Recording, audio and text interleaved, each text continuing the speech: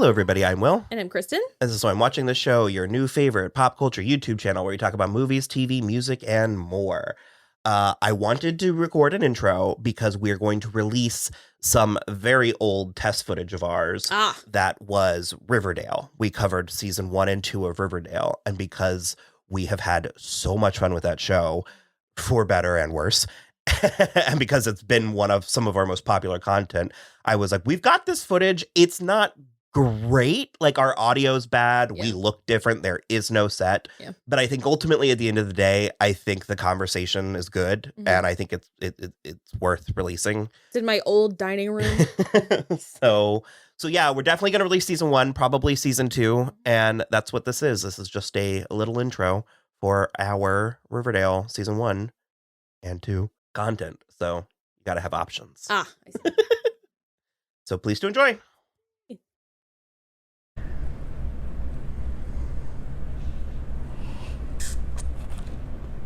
You're weird. Well, we had a break where we had dinner and some diner food. Yep. Pop came and delivered straight from his chocolate shop. Yeah. It's 2 T's, right? No. It's just 1 T? CHOK apostrophe LIT. LIT. Chocolate shop. Which does have burgers. They do. In case you were wondering. Yummy. You're really going hard in this and it's not working. Oh, it's working. It's immersive. Totally immersive. All right, well, I'm going to start eating these table french fries. So, I was only marginally paying attention to this episode. Do you want to take the lead? Oh, God. I just no notes. Well, what are we dealing with here?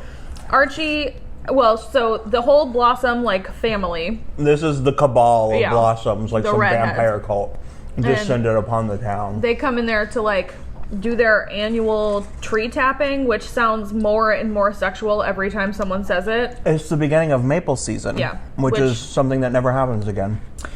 True. Well, there's literally almost less than no indication that a full year has passed since this show started. How? I just, they could be sophomores right now. Oh, well. But they don't have to be. I think this is December of this year, as evidenced by the snow and the fact that Thornhill's swimming pool was doing swimmingly. Sure. In the midst of all the ice and snow, it was just rippling back and forth, but yeah. So basically, Cheryl, Jason was going to take over the maple business, and nobody... At 17. Well, eventually, I think. Mm-hmm. Not right now. But he was, the prodigal, or, the one that was going to do it. And since he's dead, nobody trusts Cheryl. So she... Well, she's only 15, so... Well, she enlists Archie to help her, be legitimate. I love Archie and Cheryl. I love the weird dynamic they have, and I, wish we got more of it. Yeah. Because, they do interact a little bit, but they do sort of fracture in, different directions. Yeah. But she basically propositions him, thrice over, and ultimately hires him as a gigolo, which is a word thrown out by Jughead. So the show is very clear what's happening. I actually kind of love Archie. There's a school of thought that There's a school of thought that he's the worst character on Riverdale. But I feel like Hiram. Once you properly know who he is, it is funny how frequently he finds himself in this situation. Yeah. Where he's taking what he perceives to be an olive branch that has no strings attached.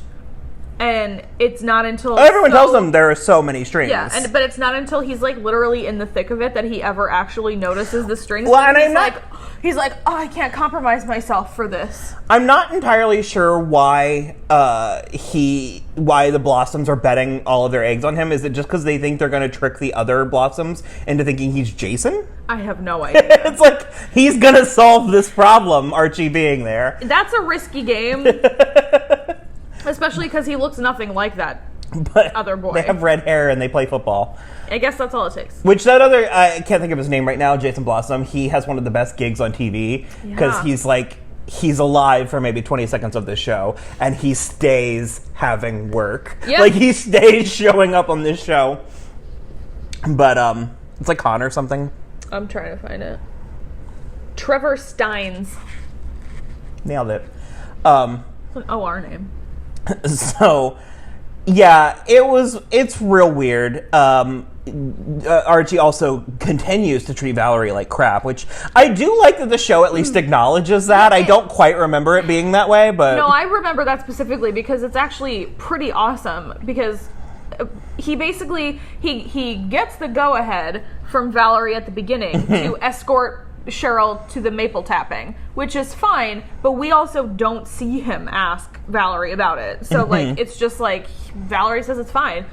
So then they do that, and then he gets roped into doing another Blossom family thing. And then Cheryl, like, confronts Val about it, and is like, we're getting, like, super close or whatever. That scene that's, like, 5 seconds long. Yeah, like, again, yeah. And so it's like, so that you can tell that Valerie is having, like, huge questions about it, and she's also like, don't let them buy you, because the whole thing that they're doing is they're like, well, we'll help you get in this music program if you, like, stand up with Cheryl. And so then at the end, Archie is, like, trying to, like, be with Valerie, like, as if nothing's happened, and he hasn't been prostituting himself out the entire episode, but unbeknownst to him or not. And then she's like, ooh, unlike you, I can't be bought. And it's pretty good. She just is like, no, I'm done with you. It's the truth and nothing but the truth. Yeah, it's amazing. It's honestly great. There's also a weird plot with Veronica feeling guilty.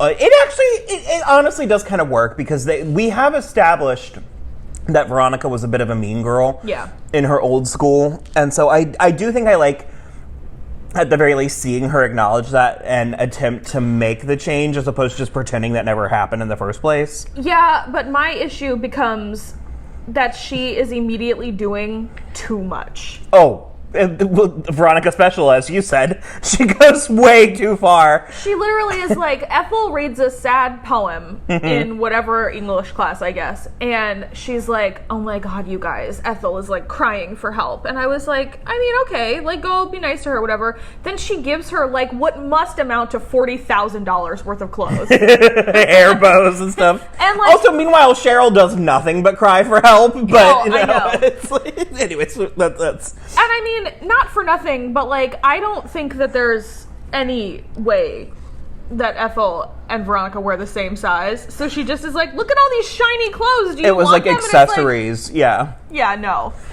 So, because it turns out that it's Hiram's fault that Ethel's father is, like, broke.